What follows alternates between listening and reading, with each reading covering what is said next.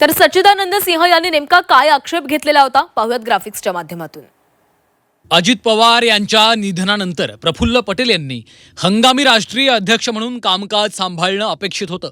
मात्र बृजमोहन श्रीवास्तव यांनी अधिकार नसताना अधिवेशन बोलावून अध्यक्षपदाच्या निवडणुकीची प्रक्रिया सुरू केली। पक्षाच्या संविधानानुसार अध्यक्ष निवडीची प्रक्रिया पाळण्यात आली नाही।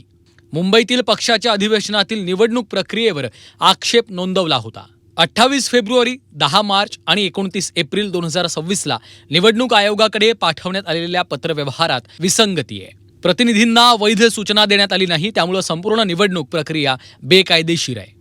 सुनेत्रा पवार यांच्या राष्ट्रीय अध्यक्षपदाच्या निवडीला अवैध ठरवावं। पक्षाच्या संविधानानुसार नव्यानं स्वतंत्र निवडणूक प्राधिकरण स्थापन करून मुक्त आणि निष्पक्ष निवडणूक घेण्यात यावी।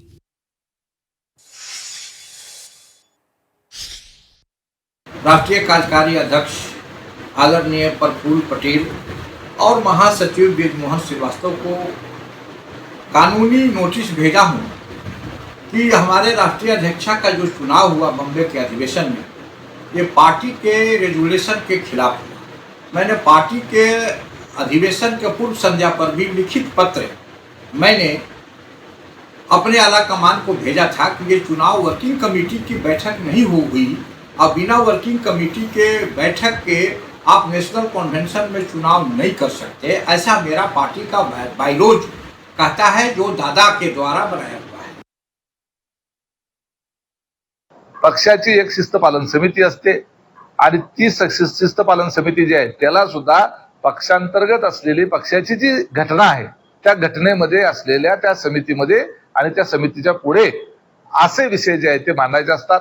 त्याच्याऐवजी सच्चिदानंद सिंह यांनी लीगल नोटीस पाठवून एक प्रकारे पक्षशिस्तीचा सुद्धा भंग केलेला आहे।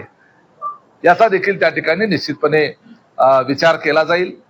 यामध्ये प्रत्येक पक्षामध्ये काही अस्वस्थ असे आत्मे असतात, त्यांना काही वेळेला पक्षांतर्गत चाललेली प्रगती खूपच असते आणि त्यातून असे प्रकार त्या ठिकाणी होत असतात।